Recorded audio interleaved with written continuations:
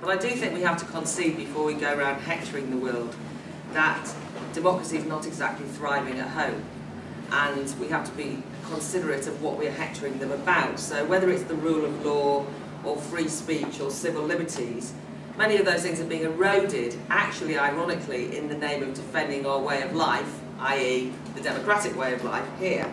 So that's nerve-wracking. Secondly, we are not exactly living in a period where democracy is thriving in terms of people voting. There's widespread disillusionment and disengagement. A couple of years ago, I went to a meeting around the corner at Portcullis House where there was lots of MPs and policy wonks sitting with their pen and paper in the audience writing down notes, and they were being lectured about how they could improve the democratic process. And they were being lectured by Peter Bazalgette, who started Big Brother, and they'd invited him to come and talk about how he got young people voting in the Big Brother house. Now, when the MPs of this country think that democracy is voting for someone in a reality TV show, you wonder what we're going to be promoting when we go abroad. I think, looking at the worldwide stage, there's obviously dilemmas. Recently, there's been some concern about the risk to democracy in Turkey. When the Foreign Minister, Abdullah Gül, was nominated by the Conservative Islamic ruling party as a candidate for the Turkish president, the Turkish army issued quite a threatening statement indicating that he shouldn't be allowed to stand, that if he won, that they might take action, that kind of thing, and there's much talk about an imminent military coup. And there's no doubt that the army's threats show a deep hostility to the principle of popular will as a foundation of political authority. And there's no doubt that defending a set of values by passing over the heads of the Turkish people should indeed be condemned as elitist, and it has indeed been by many on the left here and by The Guardian and The Independent's usual characters. But it is quite difficult to listen to those condemnations from here, this outraged commentary from Western European observers about undermining Turkish democracy, without thinking slightly there's a bit of hypocrisy going on here, because intervention into Turkish national politics has hardly been the preserve of Turkey's own secular military elite. It's been routine practice over the last few years for the European Union to tell Turkey what to do, how to change itself, what it needs to do in order to get into the EU. In fact, the whole idea of democratising Turkey through the process of allowing it to accede to the EU rests on a similar assumption to that held by the Turkish military, that if you leave them up to their own devices, the Turkish politicians won't keep on a democratic straight and narrow, and that the choices of the Turkish voters are not to be trusted. So I suppose my concern is that too often promoting democracy abroad means undermining something which I think is a cornerstone of democracy, and that is sovereignty. And sovereignty has become a bit of an old-fashioned word, you know, oh, you're one of those people who believes in sovereignty. But let's remember what sovereignty is. Sovereignty as an ideal expresses the ideal of self-determination, which is, of course, the cornerstone of democracy. It expresses people's democratic aspirations to run their own lives. It embodies, as does sovereignty, the notion of agency and human subjectivity, that you can control your life. By contrast, contemporary critiques of national sovereignty are driven by, I think, anti-democratic sentiments and a real elitist disdain for that self-determination. And I think that's best embodied by the kind of left's embrace of humanitarian intervention. I mean, this is kind of meant to be the good sort of intervention that you have. Rising numbers of Western liberals seem to believe that the behaviour and actions of national governments over there somewhere should be subordinated to the higher imperative of either the human rights agenda or the democratising agenda. This kind of moral imperative, this moral mission to depose despots and impose democracy, is done in the name of saving the kind of hapless indigenous people of the area, but actually the agenda is drawn up on those people's behalf by outside, unelected international bodies and NGOs.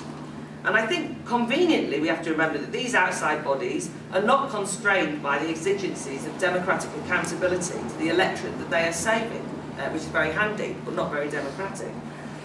So no one seems to be particularly concerned that the moral missions to save Kosovo and Bosnia has left those states as mere legal husks of sovereign states, political and legal independence has been effectively eviscerated. And for years they'd been run by UN special representatives, a kind of humanitarian version of the old colonial governors or viceroys, whose powers include the ability to dissolve the assembly, call new elections, set the budget, manage foreign affairs and so on. I just thought I'd give you a quote on how democratic the instinct is of these kind of people. That great humanitarian hero, Bernard Kouchner, France's new foreign minister, who started Médecins Sans Frontières, well, is it? I can't say, yes, my French accent, sorry. When he was appointed the first governor of post-war Kosovo, I just thought I'd give you a quote from him. This is in his reminiscences. He said it was the best time of his life, by the way. And so he's an unelected, effectively externally imposed leader of Kosovo. He said, there were occasions when the Kosovars didn't want to make a decision, which forced us to do so, and our decisions sometimes went against their will. Sometimes I was wrong. Sometimes I was absolutely biased. Sometimes I was absolutely oppressive. But I had to decide when they were unable to do so. Evidently, it never occurred to Kouchner that one of the main reasons why people in Kosovo maybe were unable to take democratic decisions was that they were subject to the arbitrary rule of an unelected foreigner who was having the best days of his life, as he said. Another jaw-dropping quote, which is I just want to kind of finish on, comes from somebody else who's become very good at telling people over there all about democracy.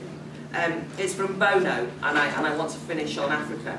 So Bono said, I represent a lot of people in Africa who have no choice at all. They haven't asked me to represent them. It's cheeky, but I hope they're glad I do. Now, you know, that's what democracy is like in its humanitarian guise. That is, it appears to me, summing up what empowering Africans means today. But obviously, you know, a lot of people say that's Bono, he's a pop star, don't be ridiculous, you can't count that.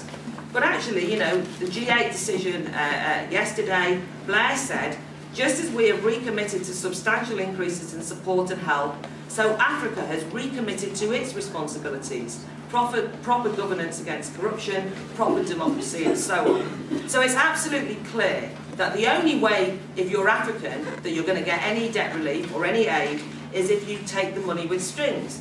And it's interesting because David, who we are going to hear from, have had a fairly principled row with Paul Wolfowitz about, when he was around, about removing the onerous economic conditions and things like privatisation on aid and debt relief. But on the other hand, David has then gone into its own kind of conditions, which of course, because they're ethical, they sound as though they might appeal to the left, or they're just as anti-democratic. So my final story was that I went to a conference on Africa a few months ago, organised by an African NGO, and there was great concern from the audience, made up of a lot of aid agencies and NGOs and actually different people and government people, who were basically saying there's a real problem in Africa at the moment, which is it's being flooded by Chinese money and Chinese investment.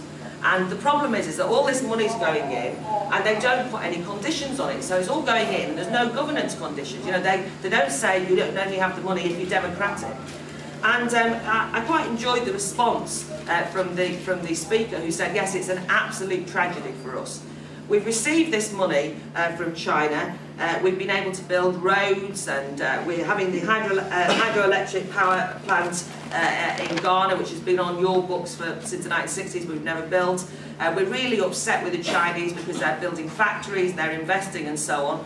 And what we're really going to miss about the West's intervention is all of those citizenship lessons and classes in how we should govern properly and how corrupt our leaders are and how actually we can't be trusted or our leaders can't be trusted. And he said, so actually, you know, I do think we do need your help. And I thought, you know, he was obviously being sarcastic, and my message is that he was exhibiting a certain amount of self-determination and a real touche to the humanitarian interveners. So I think if we're going to impose democracy, let's argue for it and let's understand what it is and not let's use it to impose our conditions on the developing world.